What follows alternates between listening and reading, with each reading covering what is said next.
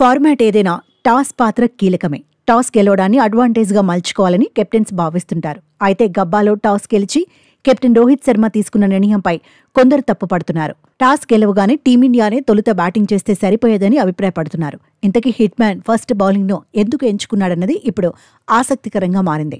దీనిపై రకరకాల వాదనలు వినిపిస్తున్నాయి. నిజానికి మ్యాచ్కు ముందు ఓవర్కాస్ట్, రెయినీ కండిషన్స్ చూసే ఫీల్డింగ్ చేయడానికి మొగ్గు చూపాడు. ఆరంభంలో ఎక్స్ట్రా బౌన్స్ దొరుకుతుందనుకున్నాడు. ఆతిథ్య జట్టు బ్యాటర్స్ను ఆడుకోవచ్చనుకున్నాడు. పైగా బ్రిస్బేన్ పిచ్ పేసర్లకు ఫేవర్గా ఉంటుంది. బూమ్రా, సిరాజ్, ఆకాష్ దీప్ను ఎదుర్కోవడంలో ఆసీస్కు ఇబ్బందులు తప్పవని రోహిత్ ఎక్స్పెక్ట్ చేసి ఉంటాడు. కానీ కొత్త బంతితో అసలు స్వింగ్ దొరకలేదు. జస్ప్రీత్ బూమ్రా, సిరాజ్ స్వింగ్ కోసం కష్టపడ్డారు. ఆసీస్ బ్యాటర్లు మాత్రం ఇబ్బంది లేకుండా బ్యాటింగ్ చేశారు. భారత బౌలర్లను ఎదుర్కోవడంలో ఏమాత్రం టెన్షన్ పడలేదు. స్వేచ్ఛగానే ఆడేశారు. సాధారణంగా స్వింగ్కు అనుకూలిస్తే బౌలర్లు లెగ్ స్టంప్ లైన్లో బౌలింగ్ వేస్తారు. బ్యాటర్స్ను ఆడుకునేందుకు ప్రయత్నిస్తారు. కానీ తొలిసారి వర్షం పడటానికి ముందు బ్యాటర్స్ ఫ్రీగానే ఆడేశారు. అయితే వర్షం తర్వాత మ్యాచ్ మొదలైనప్పుడు మాత్రం బౌలర్లకు పరిస్థితులు కాస్త అనుకూలించాయి. తొలి 5 ఓవర్లలో మాదిరిగా కాకుండా తర్వాత వేసిన 8 ఓవర్లలో ఆస్ట్రేలియా బ్యాటర్స్ను బౌలర్లు కాస్త ఇబ్బంది పెట్టారు.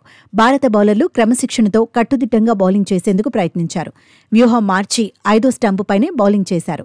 తొలి రోజు ఆట ముగిసేసరికి ఆస్ట్రేలియా వికెట్ కోల్పోకుండా 28 పరుగులు చేసింది. ఓ రకంగా ఆసీస్ టాస్ ఓడిపోవడమే మంచిదైందనే వాదన వినిపిస్తోంది.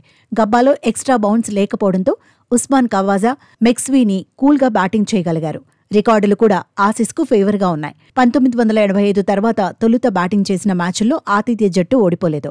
39 ఏళ్లలో 9 సార్లు తొలి బ్యాటింగ్ చేసింది. అందులో 6 మ్యాచుల్లో గెలిచింది. ఒక్క మ్యాచ్లోనూ ఓడలేదు. 3 మ్యాచ్లు డ్రా అయ్యాయి. గబ్బాలో భారత జట్టు తొలుత బ్యాటింగ్ చేయకపోవడానికి పూర్ ఫామ్ కారణమనే చర్చ జరుగుతోంది. ఇప్పటి వరకు పూర్తయిన 2 టెస్టుల్లో టీమిండియానే తొలుత బ్యాటింగ్ చేసింది. కానీ 4 ఇన్నింగ్స్ల్లో 3 సార్లు 200 పరుగుల లోపే ఆలౌట్ అయింది. ఇలాంటి టైంలో ఓవర్కాస్ట్ కండిషన్స్ చూసి భారత జట్టు భయపడి ఉంటుందని ఎక్స్పర్ట్స్ అంటున్నారు.